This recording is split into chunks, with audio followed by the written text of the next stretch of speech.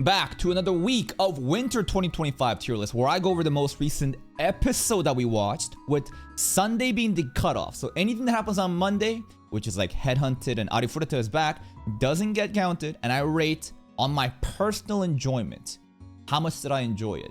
Here's the categories. We got peak, great, good, mid, dookie drops. Now, we had a little bit of a change, right? Bihineko and a lot of the other series weren't showing up here. That we got a new list. Thank you, Fraser. We'll be putting up some, just correcting some stuff. So first of all, Dragon Ball Daima, we dropped this last season. You know how it is. No hate to Dragon Ball the series. It just didn't resonate with my audience. People were expecting Dragon Ball Z or Dragon Ball Super, but it just didn't click with the audience. Another show that we are probably dropping is Momentary Lily. I'm sorry, guys. I'm not sorry, because you're not sorry either. You're not watching this shit. Episode 1 and 2 we checked out. Episode 2, I put on peak, and I still agree. I feel like what that episode was able to do in giving me that shock value, I genuinely did enjoy that. Studio Gohan is crazy. They did some wacky ass shit with their animation, you know, their crazy camera work, the 24/7 visual flair, the hair strands, you know, just flashing you all the times. The action sequences are fucking crazy. And what episode 2 did, I will never forget. The level of despair and trauma that I was able to feel through Erine's voice acting as she abandons, you know, her friend's support as she realizes no one's coming. Amazing. But it's just, the viewership isn't there. And during the middle of episode 3 recording session, I shit you not, 10 minutes in, I just stopped recording. Because in the back of my mind, I was like, I don't really care about this, and I'd rather watch Steins Gate instead. It is what it is. First episode, okay, Yubel Blatt also dropped. The performance of Yubel Blatt, it's really not there at all. This series apparently got heavily censored, and it's supposed to be dark fantasy. I may just like read the manga actually by myself. I actually do enjoy the setting of Yubel Blatt. I think the whole like concept of like this, I don't even know, like medieval kind of world, but there's like space carriers and technology that clearly contrast what the people are doing, and like the dark fantasy aspect of how people call like Warhammer-esque makes me really interested. I might just read the manga by myself. Another show that we had dropped due to viewership is, where is the show? Honey Lemon Soda. Dude, I thought Honey Lemon Soda was actually good. It's so unfortunate that people don't care about Honey Lemon Soda because it's too shoujo for them. It's interesting that we have the josei audience though. Shoujo is young girls, josei is like older girls. Just like how like there's like, you know, shonen and seinen. The josei audience mostly enjoys the villainous content for me, but the Honey Lemon Soda stuff, first episode I enjoyed it, but there just is no viewership there, so rest in peace. Anything else here that we've dropped? No. Well, let's talk about this one first. Let's talk about Great Appraiser, and I think the Great Appraiser anime was really mid, the most recent episode. First episode had me kind of like in anticipation of what kind of anime is it going to turn out into. Because the first episode was all about him just like suffering and just getting fucked up and giving us a reason to want the power of fantasy and for him to get the revenge. Second episode happens. What happens? Well, he starts appraising things. And it's so bullshit. The appraiser is a name only. If you seriously think that him appraising and him being able to copy skills, him being able to see things in slow motion like the Sharingan's fucking activated and counter, I don't think you understand what appraising means. Appraising means like looking at something and appraising its stats, being able to decipher what is unique about something, see hidden details and such. You might as well just call this anime, you know, I was the weakest appraiser, but now I have the spirit god eye, and now I'm OP. If you did that, I'd be like, sure. The title of it was very misleading. The overall episode 2 is just kind of meh, and I think the viewership is also very representative of that. So I think that we're actually going to be dropping this show as well. No promises, but we honestly have so many weekly content that no community series can be reacted to at this point. I need to open some slots. So Appraiser anime, it's dropped. We need exceptional shows for weekly content. I cannot be having mids. If anything that's performing mids could simply be a community series where people are actively waiting on it. Next up, Incest Magic. I'll put it on good for the most recent episode just because they made me laugh really hard with the whole concept of him being a 30-year-old man and thinking that he'll get magic if he remained a virgin. You know how there's like the meme of that? There's like a whole chart. In fact, let's look for that right now. Virgin meter. There it is. This is the picture of interest. I'm sorry, this is actually very scuffed. Let me see if I can find a better picture of this. Here it is. So this is at that point, right? Let's look at this. 13, lost your virgin. This is like the age where you lost it. You know? 17, hoping at least he went to prom. 20 years old is the turning point where my main is on Eridar. I think he's talking about World of Warcraft. Point of no return. If you haven't even sold your virginity to a whore yet, you are beyond saving. 30 years old is where the real turning point happens. I understand more than you can possibly know. 30 years old, a wizard whose powers are unmatched even by the most cunning of sorcerers. The reward for ignoring whores. A shame normals can't enjoy it with us. If you reach 50 years old, what do we turn into? The era of man has come to an end. The wizard's prolonged abstinence from mortal desires has granted him powers over both lying and dead, living and dead. Thus, only the eldest of wizards are able to become a wraith. So this is a wraith. This is a wizard. This is a wraith. And we then reach 90 years. I have woken from the dream called reality, and I see no girlfriends here. Power immeasurable awaits for those who transcended the mortal plane of existence. Even gods tremble at the mention of your name. A V-card ages like fine wine, and yours is blossom into the powers of an over-god. This is the reference that we're making when we're making fun of the guy for saying he got to 30 years old and, you know, he wanted the magic powers, but he didn't get anything. So Himmel, I mean, I would hope that... Yeah, Himmel probably did die a virgin, waiting for freedom the entire time, probably. Magic Maker, I think we're gonna be dropping this show too. It's... I don't know. The performance of this, I'm not 100% just yet, but at this rate, looking at the performance, it just, again, it's another situation where it's so mediocre that I'm wasting a slot for the community series that people are actively waiting for. So Magic Maker is going to get undropped as well.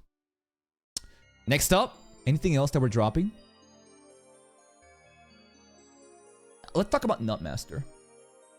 Nutmaster was so fucking mid. In fact, it was so mid that I might even call it just Dookie, the most recent episode, man. Like, episode 1 was interesting enough for me to actually care about the plot of like, okay, this dude got powers, but he's getting shunned out, and let's see where this goes, right? Episode 2, we actually had a pop-off moment. Now, the animation was ass, but I didn't mind too much because the story itself was exciting enough where we get Lena back, we shit on the fraudulent hero, and things are kind of good. Episode 3 was so bad on all fronts. There was no animation for the fight scenes, but okay, sure. At least give me some like good story. I did not give a fuck about Lena's attachment to those two like senseis that she apparently met in the guild before. The emotional tones were also gone. Now, we did get to see the new waifu character, right? The one that I've been waiting for ever since we saw her in the opening. But that's not really enough. I actually want to watch one more episode of Nutmaster though. I want to see one more episode to decide for myself if I'm going to drop it. If it is on the same quality of the most, you know, episode 3, then I'm probably going to drop it. I'm probably wasting my time thinking that episode 4 is going to solve anything, but, you know, the new waifu showed up, so I just want to see at least, like, is this going to go anywhere? Next up, let's talk about Bihineko. Bihineko is low-key just good. Like, it probably should be mid, but it's funny enough for me to care about this show. Like, it blows my mind how this anime is so trash, but it's fun trash. You know what I mean? The fan service of Anna-chan is fucking crazy to me. The way they keep fucking incorporating Anna-chan is so funny. We have more than one girl that wants to fuck a cat now too. It's just, yeah, Bihineko knows how trashy it is and then hard commits to it, and I respect it. It's genuinely a fun time to watch. Yes, it's probably just as garbage as these animes. If we're gonna talk about production value, it doesn't even come fucking close to, let's say, Momentary Lily, right? Not even fucking close. But the story itself is so stupid and trashy, it's just so fun to keep watching. I'm probably gonna keep it around. I'm probably gonna keep it around. Next up, let's talk about The Great Alchemist. The Great Alchemist is actually very fun, very good. First episode was a weak start. Episode 2 was like, okay, it's getting more into the groove of things. Episode 3, the whole introduction of the ethical slavery system was kind of bizarre. Of all the isekais we've watched, it is the most fair and just slavery system. Still slavery, but like, you know, the wholesome tones, I think they're able to really, like, I did give a fuck about the elf girl and the other girl that we took in as, you know, maids. I actually did care. I care about the spider, you know, fan service with Maple. I actually do care about the plot as well of like why we're sent, you know, a year back and what's happening in the actual future timeline with the other heroes, right? It's actually good. I'm genuinely interested in The Great Alchemist right now, so I'm gonna put it on good tier. Speaking of another anime that surprised me, which I thought was dog shit all the way through, Mastering Magic was mid. Absolutely, it's a fucking mid anime. But the way that Mastering Magic is able to deliver on the themes of humiliation and revenge against the big bro last episode, that was actually really good. Now, again, the fight scenes are fucking ass. Absolutely. And most of it, we're just memeing off of every girl wanting to become a slave because they get unique skills afterwards, right? It is such a trashy show, but it kind of delivers on that power fantasy element in the right way. It's peak mid. I'll put it on good. I will put it on the good tier. I again, by all means, it is a fucking garbage anime. But the way that it's able to deliver again on those power fantasy moments, I think is good enough for me to put it on good. I actually did enjoy the most recent episode, oddly enough. The best part was probably when the old guy, the guild guy, hit our elder brother in the back of the head with a fucking stick. I came out of nowhere. I love that. Next up, let's talk about some good fucking animes, man. Sakamoto Days' most recent episode, I'm putting it in the great tier. I think episode 2 was very action heavy, but it wasn't as peak for me compared to episode 1. I don't really care about that new girl's backstory. She's just kind of there and, you know, she fucked her pork buns up and now she's becoming, you know, our part of our family and now she's gonna be working for us. The Mafia fight scenes were, it was good. I don't think it's like the best fight I've ever seen, but it was good enough. I think it's better than good though. I think it deserves like, I think that this is definitely a cut above these animes, right? But I don't think it really deserves the peak tier just yet for this most recent episode. And the most recent episode being episode 2, not episode 3, because remember, Japan has, you know, one extra episode that they're ahead by. Next up, let's talk about, let me just reorder these animes because these are not even airing right now. ReZero, obviously. ReZero, Fate Apocrypha, and, sorry, Strange Fate and Danmachi's not back yet. Let's talk about another great episode. Apothecary Diaries. Apothecary Diaries is still in its setup phase. Nothing is so amazing that I could really consider putting in its peak, right? And I think that's fair. When I consider peak, I'm thinking about really insane moments that stand out to me. And the most recent Apothecary Diaries episodes were simply standard setup episodes. They're building. They're simply building. Now, the conspiracy with Lulan and Shisui, where are they going with that? There's a new girl in Li Hua's faction too, Shin. Apparently she showed up in episode 1 too. And Hongyang from our faction too is being sus. There's a lot of misdirection happening as usual, classic with Apothecary Diaries. We're thinking that someone here is trying to fuck up the pregnancies of the women, of the, you know, the concubines. And I can only imagine that it can be Lulan's dad because he probably was behind what happened with the assassination of Jinshi. Everything points to me that Lulan's dad is the mastermind behind Suirei too, right? He probably orchestrated that with Suirei. I think that he's trying to undermine the current emperor to take some power away from him. And what better way is there to, you know, just basically just create these miscarriages, right? We got the new people coming in. There's like new fragrances, scented oils, like clothing that even like exposes the pregnancy and stuff like that. A lot of different shit going on. I think that there's gonna be like an epidemic soon too, because apparently the sewage system that they mentioned, something might be blocked and there might be a corpse there. I don't really know, but it's cooking. It's cooking, and it's gonna get crazy pretty soon. Absolutely, it's gonna make it onto the peak pretty soon. But the nature of Apothecary Diaries, again, a lot of people get really triggered when I don't put Apothecary Diaries in peak, and they're like, why did you put it there? Listen, I really care about like standout moments. I care about like something actually like really standing out. And standard exposition instead of episodes, it's just not that. But something big is definitely coming. Next up, another great anime recently was A Rank Party. I actually enjoyed A Rank Party more than these two, I think. Maybe I'll put it like this. A Rank Party is shocking me of how good this is, how great this is even. I thought it'd be a standard banished from the party and now I'm gonna be OP and flex on the haters type of anime. And how many of those animes are just so fucking ass and mid? There is quality in this anime. Bandai Namco is cooking 24 episodes, 2 cores. I love the whole setting with how we're incorporating the live streaming element to it. And this enhances the whole like, it makes the world way more dynamic. It makes the world way more immersive where everyone is witnessing the feats of all these different people, especially in a situation where we have that shitty ass party Thunder Pike that's still so beyond delusional, thinking that like everyone else is in the wrong and that they're right. But they get to see Yuke and Clover pop off and they're gonna start molding. It's gonna be so good. Again, animation quality, the polish of this is so good, bro. The polish of the, I mean, it's not the best, like, you know, it's not on Solo Leveling's level, right? It's not on like Sakamoto Days, like when it's peak, but it blew my mind that like things are moving in a show like this, which is not a surprise that I should have, right?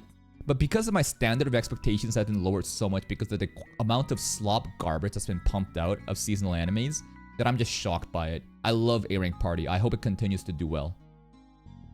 Next, let's talk about Medaka. Medaka...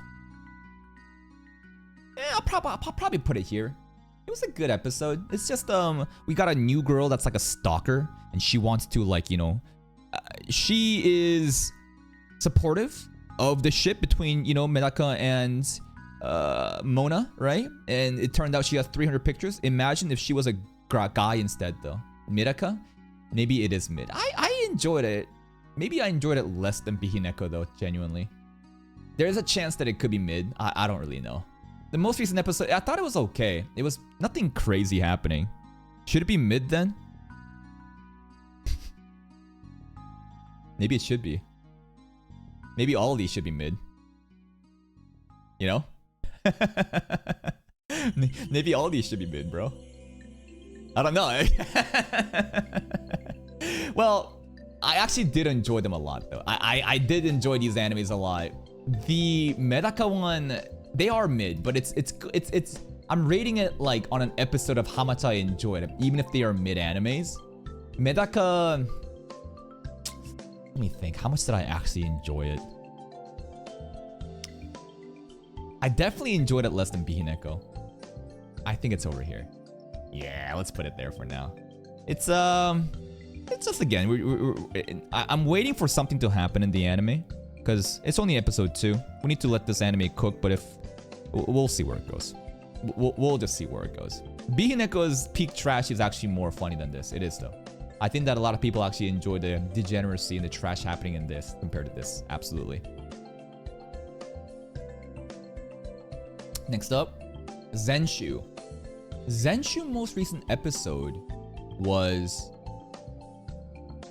I'd say great, but I think that this anime may get dropped pretty soon. I think that Zenshu will be an interesting case study where good production value cannot carry a story. And I'm trying to think of like, why is Zenshu underperforming like crazy? First episode everyone wanted to check out because it's a Mappa isekai, right? There is that whole sensation of, holy shit, Mappa's making an isekai, what's it about? And after the first episode reception, which was great, second episode was really bad. And I think it has to do with the fact that it's a female lead in an isekai, where the main audience don't give a fuck about female leads in an isekai. And the story itself is also not compelling. I think that the story is... it's not the most crazy thing ever. And people just don't really give a fuck about this anime, despite it looking good. So that's pretty shocking to me, but at the same time, it's an eye-opener to understand that production value, it doesn't matter how flashy those animes can be. Like something as shitty as this anime can get more viewership than this. Do you know why? Because one single moment of dumbass slavery, isekai degeneracy moment is more of like a viral moment that people want to see reactions to, compared to, let's say, Zenshu. I like the episode though, so we'll see where it goes throughout the week, but there's a good chance that Zenshu might get dropped pretty soon due to the viewership. Next up, let's talk about Red Ranger. Red Ranger, bro, might be top of grade, if not peak. I don't know if it should be peak. I need to really reserve the peak. Red Ranger was amazing, though. It was a great episode. The power of bonds. Again, the whole thing with, you know, the Sentais, right? His red, you know, Kizuna Red. It's all about the power of bonds. And if we don't have people, you know, mentally, the hearts as one, then we can't use as OP powers to beat the enemies. And how that relates into, you know, Ydra and the haters about how they were shitting on Ydra before and how they had to overcome, you know, their differences and set that aside and shoot that beam off. The ridiculousness, the bizarreness of, you know, the Sentai tech here in the isekai world, and everyone's like, what the fuck is happening? It's still funny to me. It's still great. It's really scratching all my itches from what I want in an isekai with the bizarreness of a Sentai being incorporated into an isekai story. It's a great anime. I'm so glad that this is airing right now. I wish that this would go 2 cours just like this, man. Next up, Guild Receptionist. Guild Receptionist's most recent episode was...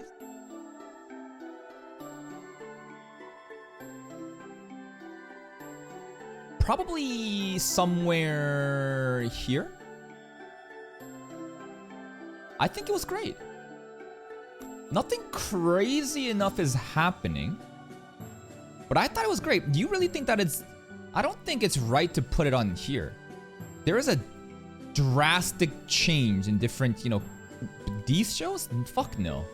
This belongs up here. How much did I enjoy this more though? I may have actually enjoyed the episode more than Sakamoto Days. Sakamoto Days was just standard battle. The Guild Receptionist one, we got to see the backstory of what happened with, you know, her powers. How did she even get it? Her house got destroyed too. The, you know, the cool guy, the silver hair guy, right? Trying to rizz up, you know, the girl constantly. How she fucked up the idiot who's voice acted by Kazuma in the middle of the city. How she got like her identity basically just like, it's out in the public. It's not out in the public, but the Guild Master knows. The Guild Master knows. It's it was a great episode. I don't think it comes even close to like being placed here though. Not here.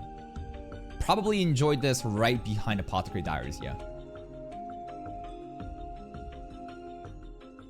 Next up, let's talk about Villainous Oji-san. Most recent episode, I think, goes here.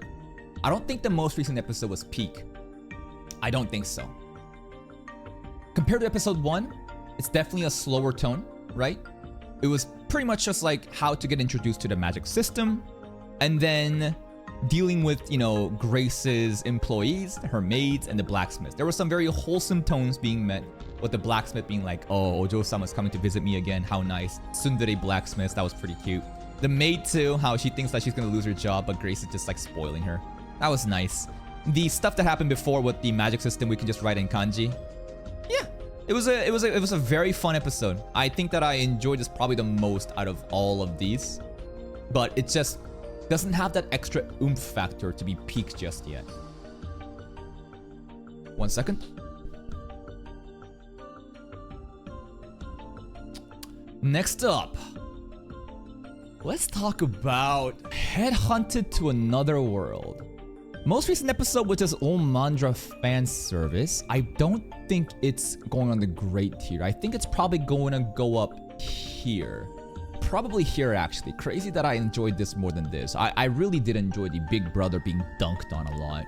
Headhunted is Pretty standard anime that we could end up dropping pretty soon. I'm not too certain about it yet. The viewership definitely isn't there. It's definitely underperforming, but it's no promises just yet. The most recent episode again was just Ulma under fan service, as we get to know what, like, you know, the demons like culture is and how bro was like trying to bro told her to cover up and then got sent to HR. If you try to make any of those compliments, you know, to a female coworker at real life, don't do that shit. You will get reported to HR.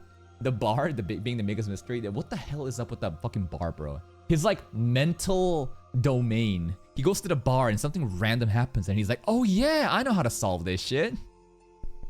That's pretty much it. Next, we got The Girl I Hate the Most. It was a cute episode. It was a cute episode. It's getting a lot more gushy now. Like, a lot of development from both sides, and they're getting really positive. It's turning into a very adorable and cute show now. I thought the show would be filled with toxicity and malding content. But, if anything, it's becoming really wholesome, and I don't like it. I need my toxicity back. I'm not here trying to watch the angel next door spoils me rotten. I need the flame wars. It's, yeah, the tsundere just being dead now. Shisei's moments are still fucking peak. It's a good anime. It's just fun. It's just fun. Next up, 100 Girlfriends. I think 100 Girlfriends go to peak. The entire episode was a fucking pop-off tournament food eating arc, bro. 100 Girlfriends, I think, actually deserves a peak. The entire episode was exciting. Food eating tournament, trying to relate the themes of love. How Rentaro will continuously fucking eat if his like girlfriends are like feeding him. Kurumi development, right? The bizarreness of the fucking monkey squad and Chanko, this fucking sumo robot cheater. It was a peak episode. I enjoyed it. Karane got robbed. Karane and Kurisu, like Kusuri got fucking robbed, right? But overall the episode was very fun. Very exciting. Kurumi drank Rentaro's broth as well, and what can I say? It's just the fucking 100 peaks, man. Next up, we got 2 animes left. Arifureta is still on hiatus until today, so it doesn't count. So we got Solo Leveling Mail Order Isekai. Mail Order Isekai is low-key great. How much did I enjoy the most recent episode of him fucking the cat? Bro is 2 for 2. Bro is 2 for 2. It's crazy how first episode he got laid by the guild girl, the guild tavern girl, because he drew her and gave her a piece of candy. Second episode, he cooks the cat girl like curry, but like we have to go further away because of the spice syndicate. It's so funny how there's a spice syndicate here and we can't be trading spice, but we can cook foods, you know, with spice. So we have to go further away from the castle, cook, give the cat girl a soap, and then got laid. That's crazy, bro. Yo, Baba next. Yeah, like we might be, like you never know if he's already not fucking Baba in the stands already. He low-key might be already doing that. We got to meet like the blonde girl's dad, who is like the merchant here, right? And he's now got like a distributor. We got a good partnership going on.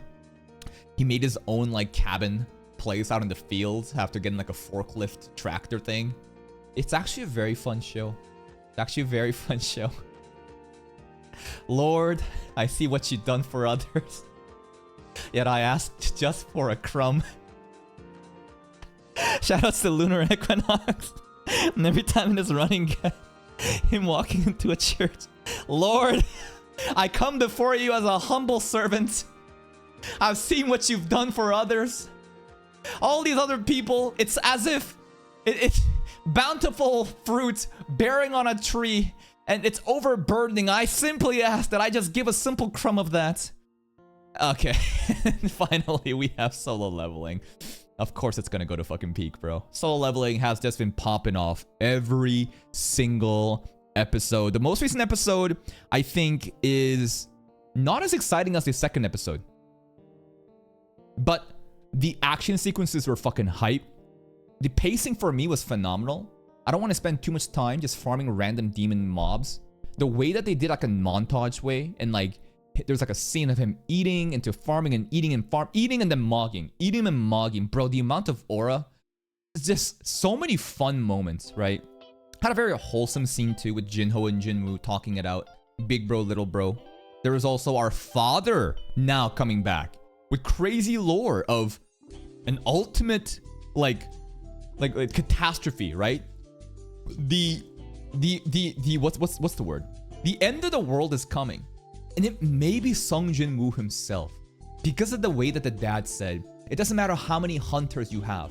All of them will be devoured and used against you, which really reminds me of the Shadow Monarch's powers. So I'm like, what the hell is happening? Yeah, are we gonna have father versus son? Well, I don't know, but it had a very cool episode dealing with plot.